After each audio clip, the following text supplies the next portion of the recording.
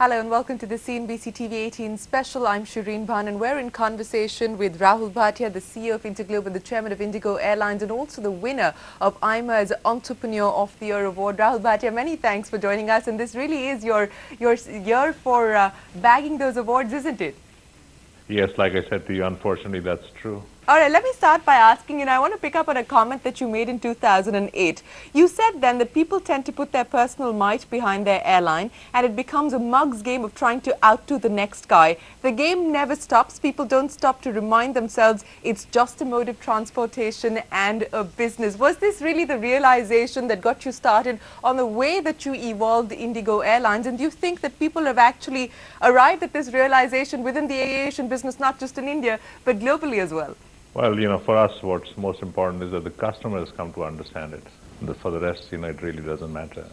Okay. How would you like to position Indigo Airlines? And I ask you this because, you've often spoken about the fact that people tend to forget how they're adding on costs onto their airlines. How would you like to position Indigo? Will it be positioned as the lowest cost airline? Will it be positioned as the cheapest airline? Will it be positioned as the most profitable airline? And I speak to you, from a futuristic point of view, because clearly we understand that Indigo is looking at going beyond the domestic markets as well. So over the next 10-year horizon, how would you really like Indigo Airline to be positioned? Well, Shireen, finally at the end of the day, it's our belief that the lowest cost structure would prevail over time. So we are always very focused on delivering the lowest possible cost structure in the industry. But that's not at the cost of quality. And I think, over the last few years, we think we have successfully demonstrated that low cost does not imply low quality.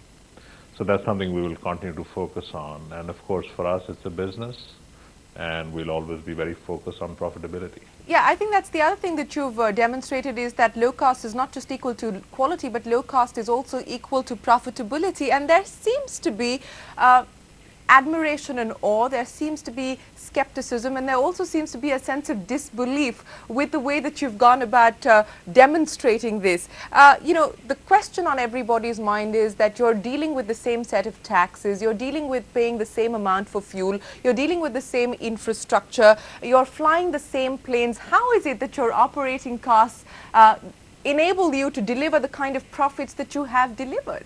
Now, that's sort of our secret sauce, which I may not be in a position to share openly. But the hard reality is that we are, pardon my French, we're very anal about our cost structure. And in this business, every little thing matters.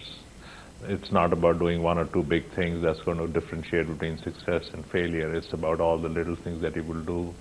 And the airline business is really built over zillions of little things that companies do day in, day out. And I think we are just focused on being able to take those little pieces and being able to deliver them better than anyone else. Hopefully, over time, by doing that, we create a cost arbitrage, which is a very powerful proposition.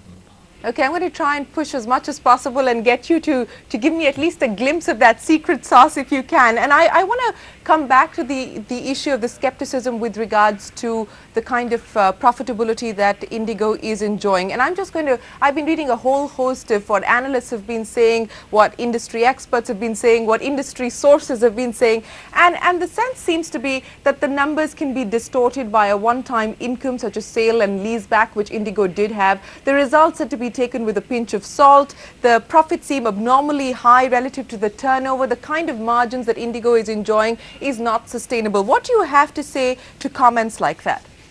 All I can say, Shireen, is we share our financials with the Ministry of Civil Aviation on a yearly basis. Every airline is meant to do that, and those submissions are open for scrutiny.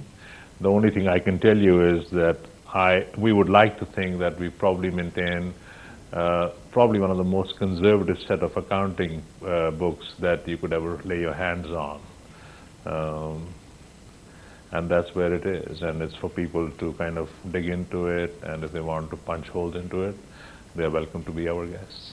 forget the punching holes, but I think the question I'm trying to arrive at is, the kind of profits that you have been able to generate, the kind of margins that you are enjoying, are these margins sustainable given the way that we are seeing ATF prices move? We've just had an increase last night as far as ATF prices are concerned, Brent crude at 122. Are these margins sustainable for you?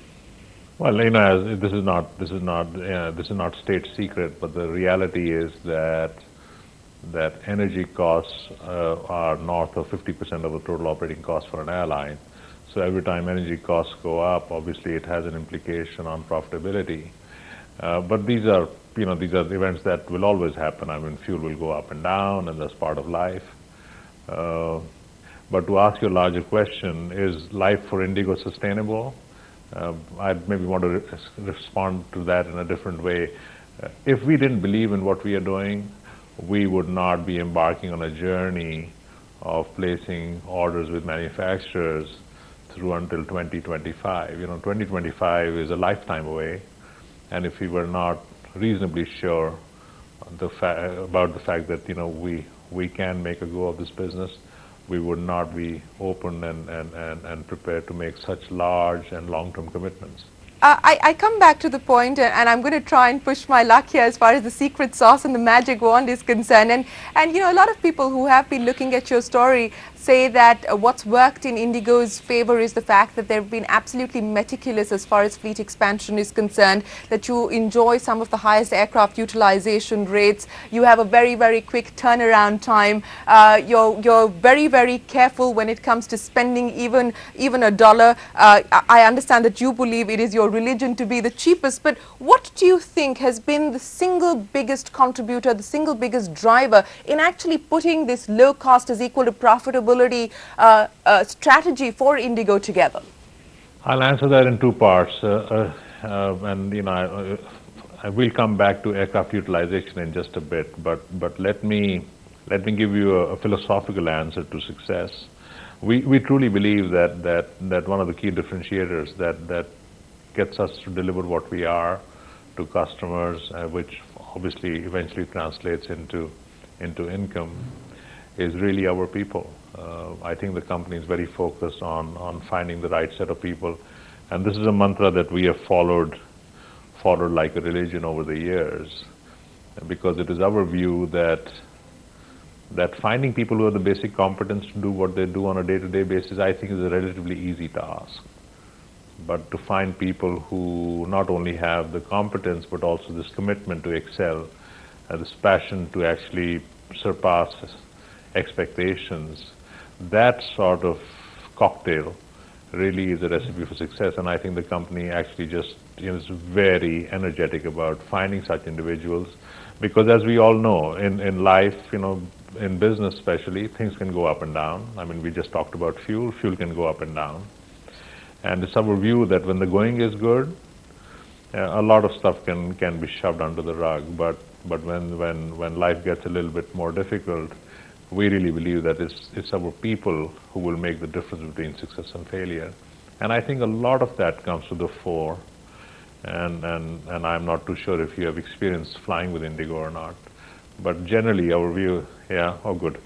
We would like to believe that our people are out there committed and pushing the product day in, day out, and not only making Indigo a remarkable place to work in, but also just from a customer experience, doing everything they can to make sure that people get from point A to point B on time, in a very fresh and clean environment, and whatever be our service definition, that is being executed to the greatest extent possible to the T.